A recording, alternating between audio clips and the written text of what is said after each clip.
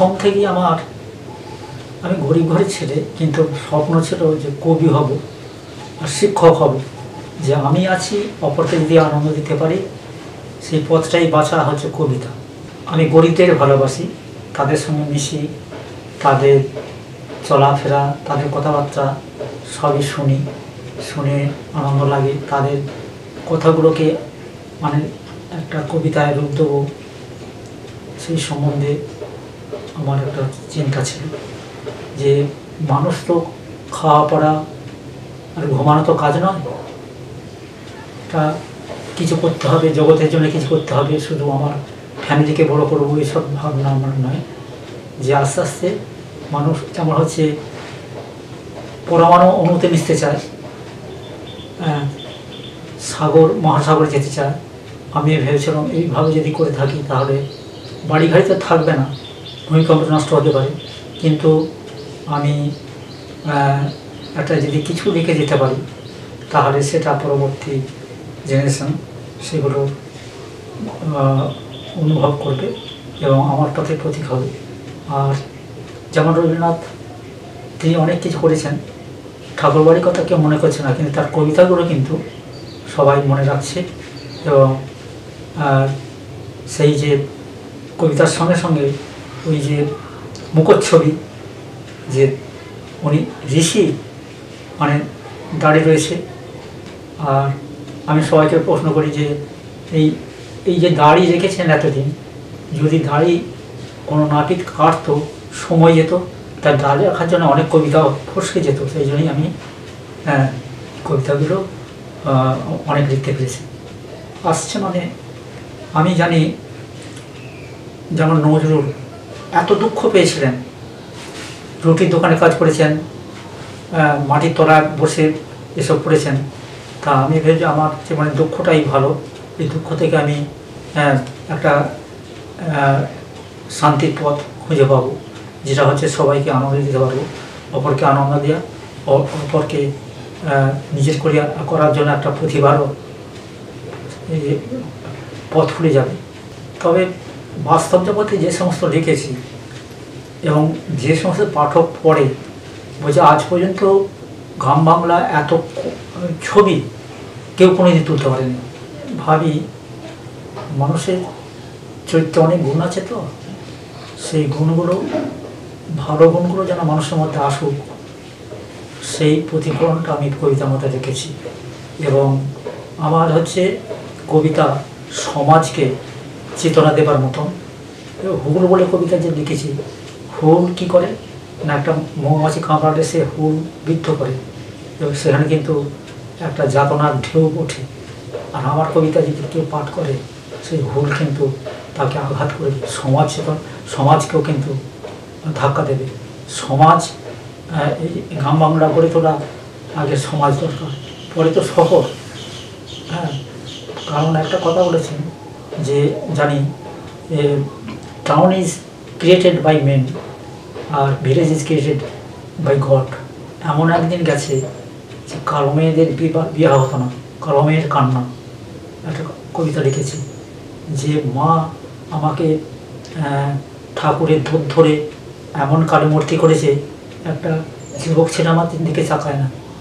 এই যে তোদের কলেজে আমার বন্ধুর সঙ্গে যাব, আমার দিকে কেউ যদি একটা ছেলে চাওয়ায় তো আমার ধন্য হব। তো আবার না দেখেছি কি সুপর্ণাকে নামটাও খারাপ হয়েছে, মনে করবো আচ্ছা নাক কাটা নাকি, ছেলেটি তো ভয় খাবে। এই সমস্ত ভাবনাগুলো রেখেছি। যেমন কাগজ কোড়ানি বড় ফ্ল্যাটের গুলিতে তারা কাগজ করতে একটা কাগজ পেল, বলছে যে ও তো প্রেমের কবিতা। এটাও তো আমার জীবনে এসেছিল। এই ধারে এই যে প্রেমেরটা, কাগজ কোড়ানি হৃদয়ে একটা প্রেম বলে আছে, সে নিজেও বুঝতে পারলো এবং যে তাকে জল খেতে দিয়েছিল সে বলছে হ্যাঁ তুই কাগজ পড়ছি, বলছে তা আমার চরিত্রের সঙ্গে আমার মিলে গেছে। শিশুকে সবাই ভালোবাসে। একটা গাভী তার সন্তানকে পায়ের তলায় ফেলে দিত, সে মারায় না, সে তো তাকে রেখে দিয়ে চলে। তার শিশুদের ভালোবাসি সেই নিয়ে আমি একটা কবিতা লিখেছি ছোট, যে নেই জানা কোলের শিশুরা দোলনায় দোল খায়, ওরা এটা মজায় ঘুমিয়ে যায়, মায়ের কোলকে কেউ দোলনা বলে না, তবু কেন আনন্দ পায় নেই জানা। পুরস্কার মানেই তো তাই, যে আগে চলো, শুধু একা গেলে তো হবে না। যেমন আমি একটা দিকে শিক্ষক দিবস বলে, যে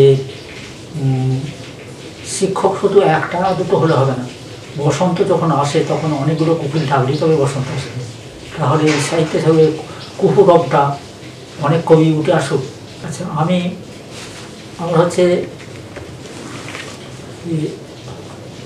আমার হচ্ছে কবিতা অন্তর্বাহী। তা আজকে যে আধুনিক কবিতা এসেছে, শুধু শব্দচয়নে ভাটকা বাজে। এখন সাধারণ মানুষ পড়তে গেলে সূর্যকে যদি আদিত্য বলে থাকি, কিন্তু বুঝবে না। তাহলে আমি সবাইকে বলি না, বলছে তো এত হাই স্কুল মাস্টারি করে এত সহজ ভাষা করতে পেলে, আমি তো আবার রিচ করে রান্না করলে হজম করতে পারবো না।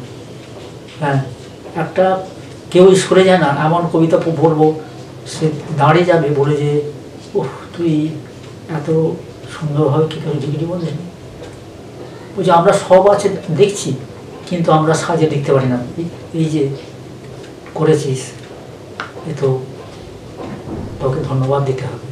আধুনিক বলতে আজকের দিনে ওই যে বললাম যে এমন ছন্দ সাধারণ মানুষের বোধগম্য হয়, এইগুলো কিন্তু আমি চাই না। যেটা খাওয়া হয় তা যদি হজম না হয়, বদ হজম হয়, তার কোনো মূল্য আছে? আমি একটা সাধারণ মানুষ, আমি সাধারণ মানুষের সঙ্গে মিশি, তাদের মনের কথাগুলো তুলে ধরে যখন ধরি, তখনই সে পড়লি সে বোঝে যে সত্যি তো আমার কথাই লিখেছে। তাতে আমাদের কী হয়, সে আমাকে ধন্যবাদ দেয়। আসে মানে পেন ধরলি কোত্থেকে আসে আমি নিজেই বুঝতে পারি না। এবং যে ধরো 450 কবিতা লিখেছি, এখন মনে হচ্ছে কীভাবে লিখলো আমি তো জানি না। ও তো 2004 সাল থেকে ওই বইমেলাতে আমি খোলা মঞ্চে আবৃত্তি করে এসেছি। বলছে আর তো কবি নেই, আর কি আছে? আমি তার 3 ঘন্টা আমি কবিতা বলে যাবো। আবার আমাদের কুটুম আছে, বলছে আমরা একটা লিখতে গিয়ে কতদিন মাথা নাড়ি, বেরোয় না। কী ধরনের লিখতে হবে তারা যদি বলে যায়। আমাকে একজন বললো যে আচ্ছা আমার জীবনে একটা করুন, নাটক লিখেন না, আমার চরিত্র যখন।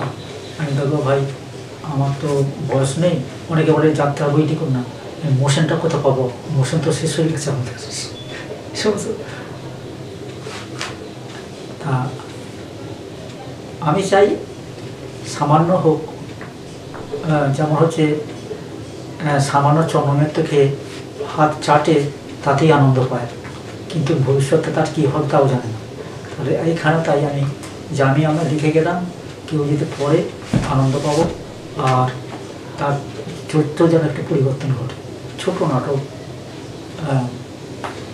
যে কি করে বুঝি, ধরো একটা গোয়াল ঘরে 2টো গরু আছে, একটা লাল একটা সাদা, তার বাচ্চা আছে লাল আর সাদা। তখন যখন গয়লা ছেড়ে দেয় তখন তো তার মায়ের কাছে ঠিক যায়, সাদাটা কালো লালের কাছে যায় না। এই যে টান, এই যে মাধ্যাকর্ষণ। তারপরে একটা শিশু ডিয়াল ধরে ধরে হেঁটে হেঁটে যাচ্ছে, তার দিদি হঠাৎ একটা রোলো কথা আমকালো, সে কেঁদে রইল। এই কান্নাটা সে কোথা থেকে পেল? যে আমার কষ্ট হচ্ছে, ওরা কাঁদছে, চা পাওয়া নিয়ে তাকে শীত হয়ে যেত। যেমন রাজা রানী বলে একটা কবিতা লিখেছি। একটা বিয়ে বাড়িতে গেছি, বুড়ো মানুষ, বর ঢুকলো বাসর ঘরে, আর চারদিকে ভোরে আমি দাঁড়িয়ে পড়েছি। আমি এখানে থাকবো না, কারণ আমি যদি বুড়ো মানুষ যাই, ছোঁড়ারা সব তো ঘি ছড়বে যে এই বয়সে তুমি বাসর ঘরে ঢুকেছ। তারপরে আমি হঠাৎ কারেন্ট ছড়ে গেল, শহরে মিলের শব্দ হচ্ছে। আবার সেই সময় ব্যাঙগুলো ডাকছে, সেই সময় একটা মেয়ে কেঁদে উঠল তোলা থেকে। কেন কাঁদলো? আমি রাজা রানী দেশ শাসন করছে, রাজা রানী, আর একটা ছেলে, ছোট ছেলে কী দরকার না একটা একটু দুধ খাবো, একটু ভালোভাবে সবই তো টুকরো ব্যবসা, মা বাবা কি এটা জোগাতে পারছে না? একটা রাজা হয়তো সবাই তো অভাবখান্ডে মেটাচ্ছে রাজা রানীরা, আর শুধু বাচ্চাদের ক্ষেত্রে শুধু রানী আর রাজা বাবা এটা মেটাতে পারছে না। দুটো জিনিস তো, সে ভালো খাবো, একটু করে ভালোভাবে থাকবো, এই তো তার চিন্তা। এই নিয়ে আমার সেটা ভাবনা যে শিশুরা তো কাঁদে তারা তো দাবি করছে এই দুটো জিনিস চাই আমার। যখন ধরি পেন তখন মনে হচ্ছে, আমি কিন্তু কাটাকাটি করি না, একটা ছন্দ লিখলো, তার পরিবর্তে কি লিখতে হবে সেই ছন্দটা, মানে একটা ওটাকে বলা হয় অনুচ্ছেদ গদ্যে বলা হয়, এটা কি বলা হচ্ছে স্তবক, ঠিক এসে যায়। কাটাকাটি আমি করি না। তবে ভেবেছিলাম যে আমি সুতো জায়গায় পুত্র যদি লিখি হয়তো ভালো লাগবে। এইগুলো আমার সাজাতে চাই, যে কারণ যারা এটা পাঠ করবে তারাও তো সহজ জিনিসটা নেবার চেষ্টা করবে। আমার সেটা ভাবনা যে তারা তো একটা যুগে মানুষকে আন্দোলিত করার জন্য দিচ্ছেন। আমার যুগটা এই কথাগুলো বললে অন্তত শিশু কেন, যারা লেখাপড়া জানে না তারাও কিন্তু তাদের মধ্যে আকর্ষণ আসবে। সেইভাবে আমি কথাগুলো সাজিয়ে লেখার চেষ্টা করি। আমি কাটাকাটি করি না, কিন্তু যেটা করি তারপরে কি নেক্সট স্তবকটা কী হবে ঠিক অ্যাডজাস্ট হয়ে যায়। পরামর্শ বলতে কবির সে কী লিখতে চাইছে, সমাজের কোন দিক দিয়ে সেই জিনিসটাকে ফুটিয়ে তুলবে আর মানুষকে আনন্দ দেবে, সেই ভাবটাই যেন থাকে। বোমবাস্টিক ওয়ার্ড দিয়ে শব্দতে তোর নিজের হচ্ছে জ্ঞানকে মনে হচ্ছে আমি খুব জ্ঞানী হয়ে গেছি, এই কথাটা বললে মনে হয় ভালো হয়, কিন্তু ওপরে সেই জিনিসটা যে না বোঝে তার কোনো তো মূল্য থাকে না। আমি তৃপ্ত মানে আমি তৃপ্ত, এবং সমাজ যদি এটা পড়ে, আমার শত্রুরাও যদি পড়ে, তাহলে তো সেও তো ভাববে না একটু লিখেছে ঠিকই, আমরা বিপদে যাচ্ছি। আমার হচ্ছে কি যে নিউ জেনারেশন যেন ঠিক পথে চলে। ওই কে কী করছে, ডাকাত আর চোরের মতো তফাৎ আছে, এই যে তফাৎগুলো তারা যেন বুঝতে পারে। রবীন্দ্রনাথের একটা কবিতা আছে, মানে নবসেবকের হাতে করে যাব ধান, এই যে কথাটা বলেছেন যে আমি সব, এই কথা তো ঠিক নয়। এবার যারা আসছে তারাও তো আমাকে পিছিয়ে দেবার মতো সেটা প্রতিযোগিতা চালাক, তাতে আমি খুশি হব না। এবার আমি ভাবছি যে আমার কবিতা আমি যে লিখেছি, আমি যদি কোনো খাটের তলা রেখে দিই তার কোনো মূল্য আছে কি, সেই জন্যই আমি ছাপাবার চেষ্টা করছিলাম। এবং আমার কবিতা বলছে তো আমরা পত্রিকা দেবো, কেটে ছেড়ে এই যে বাদ দিয়ে তার মতো করে নিল। সেই জন্য আমরা যখন কবিতা জাজ থাকেন তিনি কি বলেন, একটা কবিতা তুমি লিখলে তোমার, কিন্তু সেটা যখন ছাপা হয়ে বেরোয় তখন বিশ্বের কবিতা হয়ে যায়। এই যে ব্যাপারগুলো, এগুলো তো বুঝতে হবে যে লেখাটা অত সোজা জিনিস নয়, এবং সেটা যেন সর্বকালের একটা রেখাপাত করে পাচ্ছে, মানে পাঠক পাঠিকা যদি পড়ে, যেমন আপনাকে বইগুলো দিলাম যে একটু পড়ে মাকে বলবেন যারা, কারণ ওগুলো অনেক ঘাস ছড়িয়েতে কিছু হবে না, দানা ছড়িয়েতে কিছু হবে না।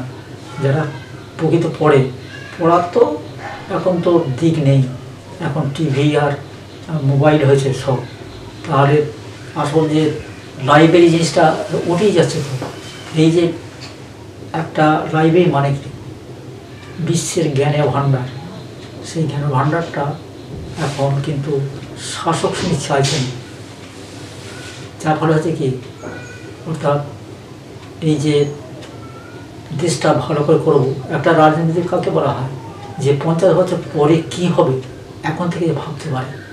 ম্যালথাস থিওরি, ম্যালথাস কী বলছে যে এই যে মহামারী এ 200-250 বছর পর একটা আসবেই। হ্যাঁ, তাহলে তারা তো ঠিক চেতনা শক্তি তারা ঠিক অনুভব করেছিলেন, এখন তাই ফুলছে। কিন্তু অনেকে বিশ্বাস করে আমরা যা করছি এটাই ঠিক। রবীন্দ্রনাথ জীবিত কেন না, প্রকৃতি বলে একটা ঠিক, তিনি প্রকৃতির কবি এবং জলের কবি বলা হয়। এই জল, ঝড়, প্রকৃতিদত্ত জিনিসগুলো যিনি, সেইগুলোকে হচ্ছে যিনি রেখেছেন, তাই তো কবি অমর হয়ে আছেন। প্রকৃতি যতদিন থাকবে তার লেখাও ঠিক সেইভাবে থাকবে। কোন ধরনের বলতে যে প্রকৃতির জিনিস হচ্ছে ধরো জন্তু, জানোয়ার বা ফুল। ফুল তো ওটা হচ্ছে প্রকৃতিদত্ত জিনিস, কিন্তু ফুলকে অনেকে তো সে, আমি একটা কবিতা ফুল লিখেছিলাম না, মানুষ ফুল তুলে আনন্দ করে, ফুল তোলার ব্যথা গাছ ঠিক বুঝতে পারে। গাছ যে কথা বলে, জগদীশচন্দ্র যে বলেছে, তার তো ব্যথা আছে, কিন্তু ফুলটা তুলে নিয়ে বলছে আমি পাপ দূর করবো, তাই আমি ঝগড়া তুলছি। আর তুই নিজে ফুল তৈরি করতে পারিস? তাকে আমি ভীষণ মানে খারাপ কথা বলতে ভয় হয় মাস্টারমশাই, তো সেই জন্য একটু ইয়েও হয়, কষ্ট হয়। তুমি যেটা সৃষ্টি করতে পারো না তাকে ধ্বংস করা জানে আগাচ্ছে কেন? যে ফুল তোলে গেছে, সকালে উঠে দেখছি টর্চ মেরে তুলছি, আমি কী করি রে, কেন অন্য করা যায় না? আমি সে একটা লিখেছি যে তুই তো বলেছিলিস বন্ধুকে ফুলের তড়া দেবো, কে বলতে দিতে? এটা বইতে বড় হিসাবে বই দে, তো ফুল তুই তো ফুল তৈরি করতে পারিস কি? সেও তো হাসে কাঁদে। হ্যাঁ, মানুষকে তো আমার মনে হচ্ছে, আমি সবাইকে বলি, দেখ মানুষের চেয়ে গাছ বড়। কেন বলতো? কেন বল? মানুষ নিজে খাদ্য তৈরি করতে পারে না, গাছ কিন্তু খাদ্য করে নিজে খায় এবং অপরকে অপরের জন্য স্টোর করে। অনেক জায়গায় পূজা বলে একটা কবিতা লিখেছি যে দুই ধরনের ঠাকুর আছে, একটা নারী হিসাবে, একটা পুরুষ হিসাবে। আর যে সমস্ত এগুলো হচ্ছে ভণ্ডামি বা মন গড়া জিনিস, জড় পদার্থ কখনো মানুষের ভালো করতে পারে? হ্যাঁ, এটা হচ্ছে প্রচলিত, বলছে এই করলে এই হয়, এই করলে না। এই যে করোনা হয়েছে মানে কি? করোনা তো করোনা নয়, তাহলে কোনো দেবতা আজ পর্যন্ত ভালো করেছে? কিন্তু মানুষকে আমি ঠাকুর বলছি। একটা আমি ডাক্তার বলে লিখেছিলাম, নাতনি ঠাকুমা বলছো, তুমি মানুষকে ঠাকুর বলছো কেন? কেউ তো বলে না। বলছে ওই 33 দেবতা আছে, এই যে 33 দেবতা, তার মধ্যে ডাক্তার আছে, তো সেই ডাক্তারকে এনে আমার এখানে একটা ব্যথা হচ্ছে, ভালো করে দেবে। কিন্তু সকালে উঠে যা, ওই ননীবাবু যাচ্ছি, ওকে পর দুটো ডোজ দেওয়ার ভালো হয়ে যাবে। তাহলে তুমি আর একটা বলেছি, যে মানুষের কত চিন্তা, কত ভাবনা, কত পরিকল্পনা, তবু কেন মানুষ তা সব মানুষকে ঠাকুর বলে না? ঠাকুর মানে কি? পূজন ব্যক্তি। তুমি বাপ মাকে ভালোবাসো না, তুমি একটা পাথরকে ভালোবাসবে?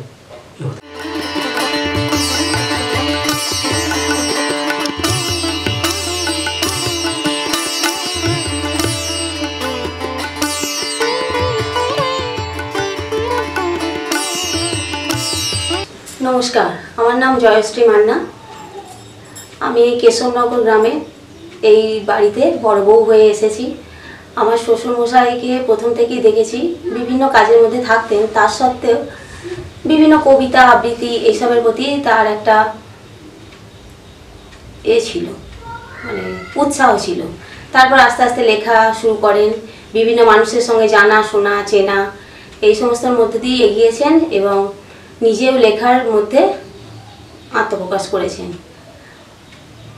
এরপর বিভিন্ন কাজের মধ্যে থাকার সত্ত্বেও তিনি বিভিন্ন কবিতা আবৃত্তি আমাদেরকে, সেই সব কবিতা আমাদেরকে উৎসাহিত করেছে। আমরাও বিভিন্ন কবিতা আবৃত্তি পড়েছি, নানান জায়গায় তার সঙ্গে অনুষ্ঠানে গেছি এবং আনন্দও লাভ করেছি। বিভিন্ন মঞ্চে তিনি বিভিন্ন সম্মানও লাভ করেছেন।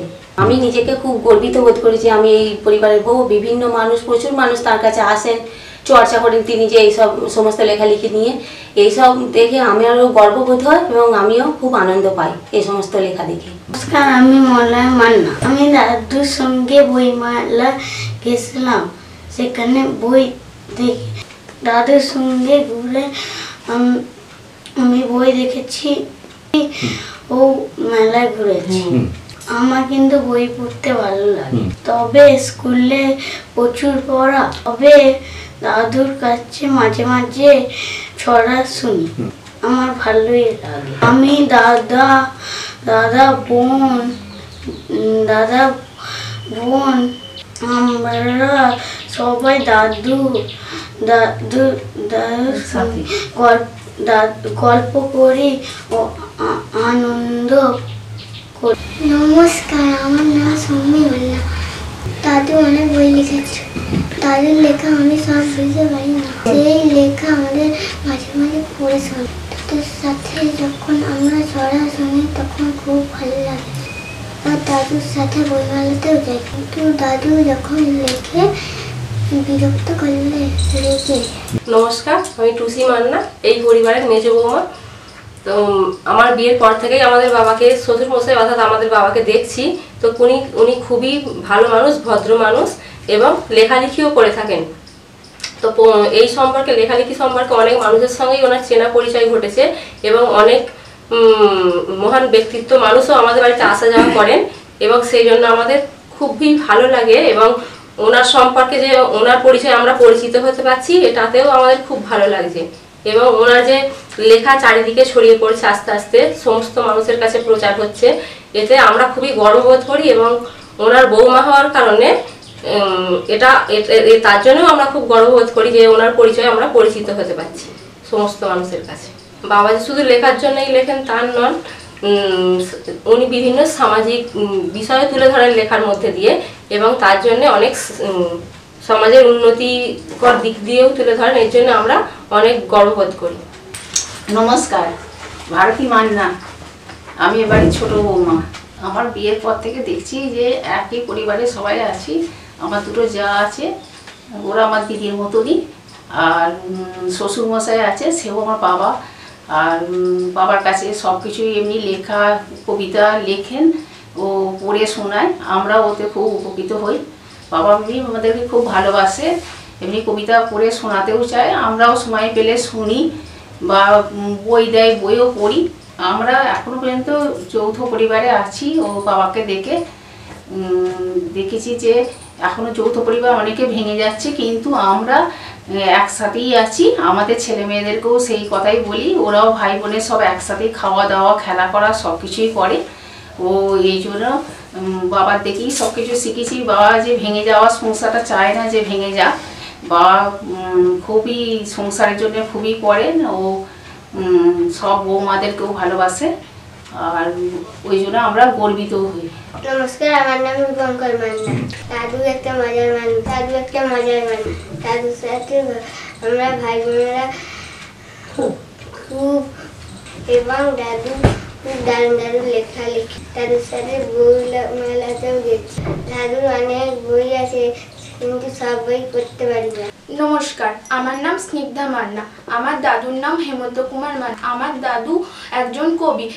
আমি ছোটবেলা থেকেই দেখেছি উনি গল্প, কবিতা এইসব লেখেন এবং এই কারণে বিভিন্ন লোক আমাদের বাড়িতে তার কবিতা বই কেনার জন্য, পড়ার জন্য আসেন।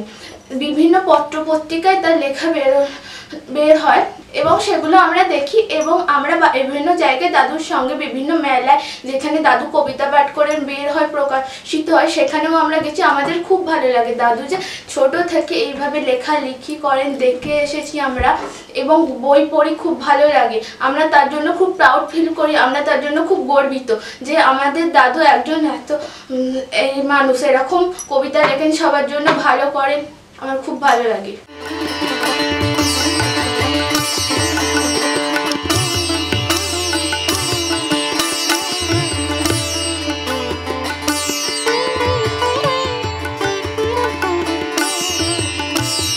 আমার কবিতা হচ্ছে কচি মেয়ে। ওরে আমার কচি মেয়ে, তোর পানে চেয়েছে ঝরছে চোখে জল, এখন কি করবো বল। যে জনম দিয়ে চলে গেল, দুঃখের বোঝা সে ভুললো, আমার পরে ও চাপালো, এখন কি করবো বল। শুয়ে যখন বেলা করবি, মুচকে হেসে আঁতকে উঠবি, তোর দিকে চোখ পড়লে চোখ ভিজে চোখের জলে। তুই যখন ডাগর হবি, মা আমার কথা বলবি, কেমন করে শান্ত করব এমন ভাষা তখন কি পাবো। সত্যি কথা যখন বলে ফেলবি, ধরে ফেলবি, তুই চোখের জলে চোখ ভাসাবি, সে দেখে আমার চোখ ভাসবে, জ্বরের দাগ কে আর দেখবে। আজ ভরা অমাবস্যা রাতে চল তোকে ভাসাবো নদীর স্রোতে, তুই আমি ছাড়া কেউ জানবে না আমি নিঠুর, যে বলে বলুক না। ওই ওই কচি মেয়ে ভেসে যাচ্ছে, ঘন ঘন তার হাত পা নাড়ছে, সাঁতার দিয়ে পারবে কি ধরতে, ও যা চাই মায়ের মতো ভরে থাকতে। কতদিনের পর দিন আসছে, রাত এলেই বুক চেপে ধরছে, বিছানাতে কতবার শুচ্ছি বসছি, কচি মেয়ে কচি কান্নার শব্দ শুনছি। মায়ায় ভরা বিশ্ব সংখ্যার এই শুধু একার নয়, সবাকার। আবার যদি থাকে রক্তের টান, সে মনে থাকে থেকে যায় সারা জীবন। খেলা শুধু খেলা। বড় দিঘিটার এক কিনারে বসলাম সেথায় চুপি সারে, বিকেলের পড়ন্ত বেলাতে দেখি সেথায় নানা মাছকে খেলতে। মৃগেল চেত রুই কাতলা, সরপটি, পাট্টাংরা, মৌরলা, চেঁচকা, ধোপাতে, ডাইনে ভোলা, এরা সিনিকে ধরে রেখে করে খেলা। আর বাঁদিকে দেখি খোরশোলা, ওরা থাকতে যায় না একলা। দূরে ডান দিকে ন্যাথস তেলাপিয়া, এরা খেলা করে পুচ্ছ উগ্র নাড়িয়া। দূরে দেখি পাকাল, বান, যে সিনি মাগুর, লম্বা দেহগুলো ঘন ঘন নাড়ায় তাদের। উজান জোয়ারের মোল্লারা দাঁড় নাড়ায় যেমন, খেলার আনন্দে কষ্ট হয় না মাছগুলো তেমন। ব্রিগেড, গ্লাস, রূপালি, সিলভার কাপ, এদের মিল যেন চায়ের ডিশ কাপ। এরা শ্রেণী ভরে দিঘির এক ধারে, খেলার খুশিতে তারা নেড়ে নাড়ে। আঁশবিহীন আকারে গোল চাঁদ করা, ওদের দেহের চারপাশে কাঁটার বেড়া, যে কারণে অন্যরা তাদের করেছে ছাড়াও, ওরাও শাঁসে হয়েছে একদিকে জড়ো। বকের মতো লম্বা ঠোঁট নিয়ে গাংদাড়া, জলের ভিতরে তীরের মতো ছুটোছুটি করছে তারা। ছোট মাছেদের আনন্দ উপভোগের বাধা তারা, এমন সত্যতা কেউ করে কি মনে ভাবছে তারা। রকে বসে বকাটে ছেলেরা কথার ফুট কাটে, কোয়ের ছানারা দল বেঁধে জলের উপরে ফুট কাটে। আর কালবোস ছোট মুখে এক পাশে খাবি খায়, আচমকা দেখলে তা খুশিতে মন ভরে যায়। সাঁঝ আকাশে হাওই গ্যাস ছেড়ে উপরে যখন ওঠে, বোকা ছেলে তা দেখে তিরিং তিরিং নেচে ওঠে। ছোট চিংড়িগুলো দাড়ি ছড়িয়ে পিছন দিকে ধায়, দাড়ির ধাক্কা খেয়ে সামনের চিংড়ি মজাতে লাফায়। আটা পুকুরে বরকে গোল করে ইউরা যেমন ঘোরে, দিঘির এক পাশে তেমন শাল শোলবোল খেলায় মজা করে। এরা বুঝেছে জীবের দেহ গঠনে খেলার আনন্দ দরকার, প্রকৃতির প্রতি মধুময় বিকাল সবার হোক অংশীদার। মাছেদের খেলার ক্ষেত্র জল আর সাদা কাটা বিষয়, মানুষের শিশু খেলে খাট, পালঙ্ক বস্তার দোলায়। এখানে সেখানে বিকেলে ঘুষি তোলে, দাবাদাবি করে, সে জানে পরে ধরাতে তাকে কাটাতে হবে নানা খেলা করে। আমার ভাবনা ঘুড়ি সব সময়ের মাপকাঠি, অবলা মাছ মানুষের শিশু জানে না সে কাঠি। তারা কি করে জানে বিকেল এসে গেছে ঠিকই, তবে কি এদের যোগ সাজাতে কাঠি ঘড়ি পৃথিবী। একই আয়নাতে একই মুখ দেখি, শরতে যে মুখ ভাসে বসন্তে যে আঁকি, পরের বছর একই সময়ে ও যদি দেখি, সঠিক মাপ পাটে ওরা মিলবে কি নাকি। মানুষের পৃথিবীর প্রকৃতিতে এক অংশ বিশেষ, বাংলার 6 ঋতুতে প্রকৃতির এক নয় বেশ। প্রকৃতির রূপের ডালি যদি হয় পরিবর্তন, মানুষের মুখমণ্ডল থাকবে কি ঠিক মতো। পৃথিবীর প্রকৃতির রূপ যদি বলি চিরন্তন, মানুষ মরণশীল একথা না বলবে না কোনো জন। মানুষের জরাজীর্ণ ফুটে ওঠে আয়নাতে, মানুষের জরাজীর্ণ রূপ ফুটে ওঠে আয়নাতে, যতই সে টাটকা প্রসাধনী মাখুক মুখেতে। জাত ভেদ। ভারতীয় মুদ্রাগুলো মন বড় উদার, আর ওদের মনে নেই কোনো অহংকার।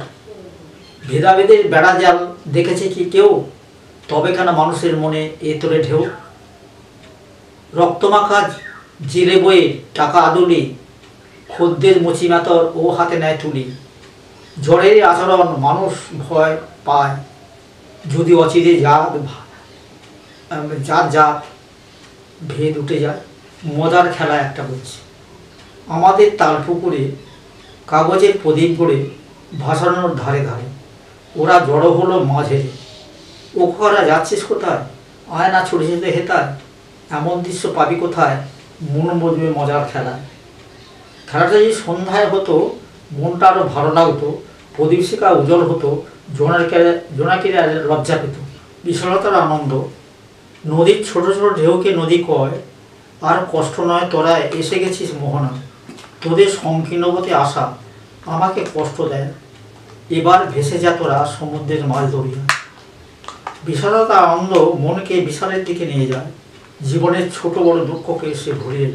মান সম্মান। সম্মান বাজারে কোনো পণ্য নয়, একে পেতে গেলে সাবধানে চলতে হবে। সম্মানে জড়িয়ে থাকে মধুর আচরণ, কজনা একে মনে করতে পারে পালন। চাপা সরে বলে চলে শিক্ষক গুরুজন, ছাত্ররা দেয় না কেন তাদের সম্মান। জোর গলায় বলুন তারা ওদের দিয়ে মান, তারা নিজের ছেলে নয় এমন করে আচরণ। দিয়ানায় করলে শিষ্টাচার পোড়া থাকে, একতরফা হলি সেটা ঘুণ ধরে থাকে। গুরু শিষ্যের সম্মান একই রূপ ঠিক না, মান সম্মান জগতে অটুট হয়ে থাক না। অভাব। বনের জন্তুদের একটা খুব ভালো স্বভাব, তাদের ঘোরাফেরাতে ধরা যায় না অভাব। এরা একই খায় ঘুমায়, যেমন খুশি বেড়ায়, বিপদের সংকেত পেলে রুখে তারা দাঁড়ায়।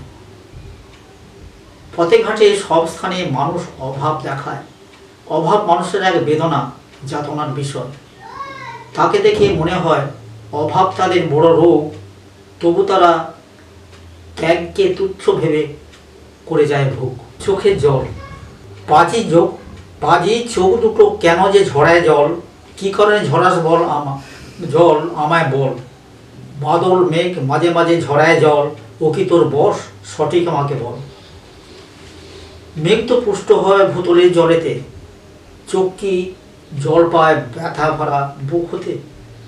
আনন্দ শোকাশ্রু তফাৎ নেই কোনো, অনেকেই ভাবে কে বৃষ্টির ফোঁটা যায়।